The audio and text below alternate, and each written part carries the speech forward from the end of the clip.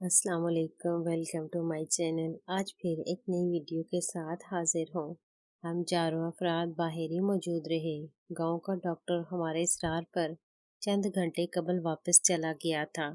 अली के बाप को हमने आराम करने के लिए बहुत मर्तबा कहा, लेकिन वो इस जगह से कदम तक हिलाने को तैयार नहीं हुआ। आखिर हम चुप हो गए। वहाँ घड़ियाँ बहुत सब्र आजमा थीं, लेकिन जैसे तैसे करके कट ही गईं। आखिर हमें रात के किसी पहर डॉक्टर ने ये नवीद सुनाई कि अली की हालत अब कुछ बेहतर होने के इम्कानात पैदा हो रहे हैं। अब से पहले तक उसकी सांस उखड़ रही थी, लेकिन अब ये सिलसिला रुक गया था, जो कि एक मुस्बत इशारा था। लेकिन अभी भी खतरा मुकम्मल टला नहीं था। बस अली की फौरी मौत का खतरा टल गया था। हमारे लिए ये भी बहुत बड़ी खुशखबरी थी। अली का बाप पहले तो रोता हुआ सजदे में गिर गया। कितनी ही देर तक तो वो सजदे में ही पड़ा अपनी गलोगीर आवाज में खुदा का शुक्र अदा करता रहा। डॉक्टर इस दौरान खामोश खड़ा रहा। फिर अली का बाप उठा और डॉक्टर के गले लग गया। डॉक्टर ने भी उसे अपने साथ चिमटने दिया और साथ ही तसल्ली भी दी। अब अली के बाप ने अली को देखने की ख्वाहिश जाहिर की, लेकिन डॉक्टर ने इससे मजदूरी जाहिर कर दी। उसके मुताबिक अब अली डॉक्टर्स की निगरानी में ही था और ये सब इकदामात अली की जिंदगी बचाने के लिए किए जा रहे थे। अली का बाप खामोश हो गया। उसकी आंखें पुरनम थीं, लेकिन अब उसकी हालत में पहले से काफी फर्क नजर आ रहा था। उसके चेहरे पर हौसला साफ नजर आ रहा था। अब हमने अली के बाप को सोने पर कायल कर ही लिया। हमें भी अब सख्त नींद आ रही थी। हमें जहाँ जगह मिली वहीं लेट गए। हया इस वक्त अपनी बड़ी बहन के घर में मौजूद थी। उसकी बड़ी बहन का नाम नाजिया था। उसकी शादी करीबन 5 साल कबल लाहौर में हुई थी। उसका शोहर अदनान भारी तनख्वाह पर नौकरी कर रहा था। वो लोग शहर के एक पोश इलाके में रहते थे। शायद किस्मत की बात थी कि अभी तक उनकी गोद हरी नहीं हुई थी। हया अपने कमरे में ही लेटी रहती थी। उसको ना अपने कपड़ों की सफाई का होश था, ना ही अपने बनाव सिंगार पर तवज्जो थी। उसकी आंखों से अक्सर व बेशतर आंसुओं का एक सैलाब जारी रहता।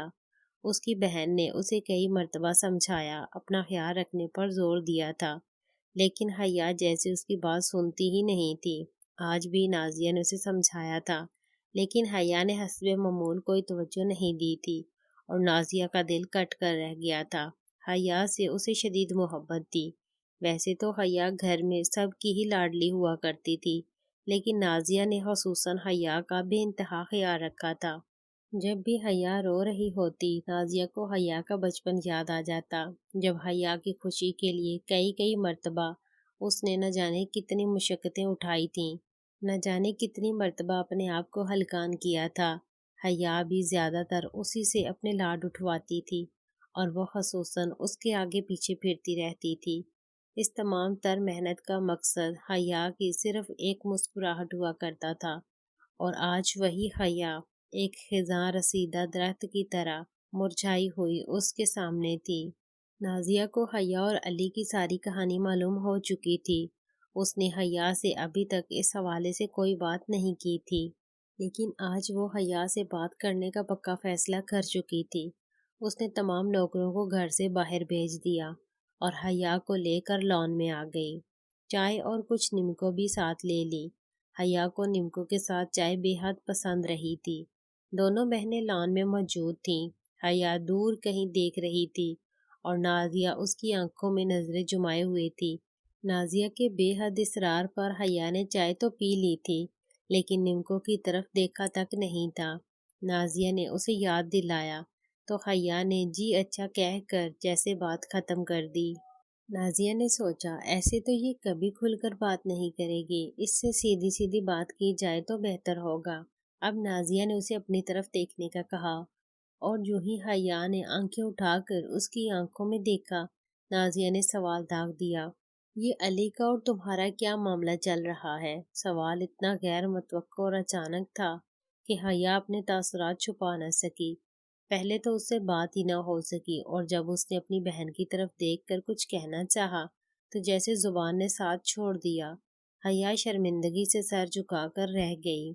उसके हाथों की उंगलियां बाहम पे वस थीं اور وہ انہیں بلا مقصد آپس میں توڑ مروڑ رہی تھی۔ نازیہ ایک ٹھنڈی سانس لے کر رہ گئی۔ حیا کے چہرے کے بدلتے رنگ اور گھبراہٹ اور شرمندگی سے جھکے سر سے نازیہ کو اپنے سوال کا جواب مل چکا تھا۔ اس کا مقصد حیا کو شرمندہ کرنا ہرگز نہیں تھا۔ وہ تو بس حیا سے اس بات کی تصدیق چاہتی تھی کہ کیا حیا واقعی علی سے محبت کرتی تھی، اور علی کا نام سننے کے ساتھ ہی حیا کے چہرے پر پھیلتی گھبراہٹ اور اس کا شرمندگی سے جھکا ہوا سر اس بات کے ثبوت تھے کہ یہ خبر جھوٹی نہیں تھی۔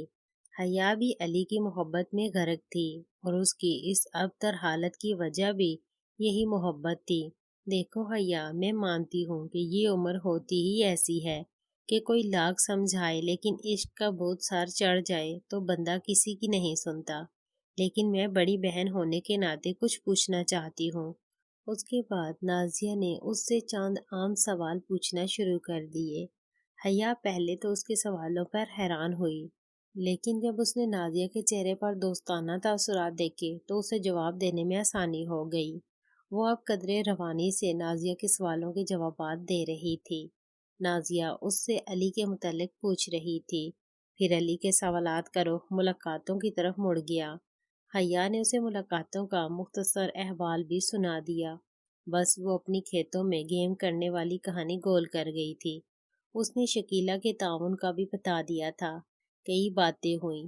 حیا اب اس سے کھل کر علی کے موضوع پر بات کر رہی تھی۔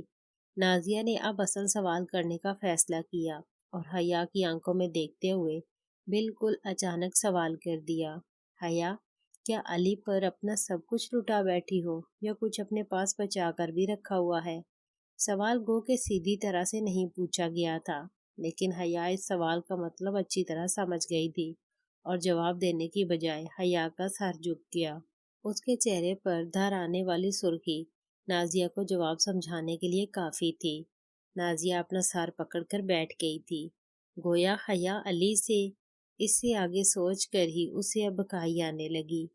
حیا کسی مجرم کی طرح سر چکائے بیٹھی تھی۔ اچانک وہ اٹھی اور نازیہ کے قدموں میں گر گئی۔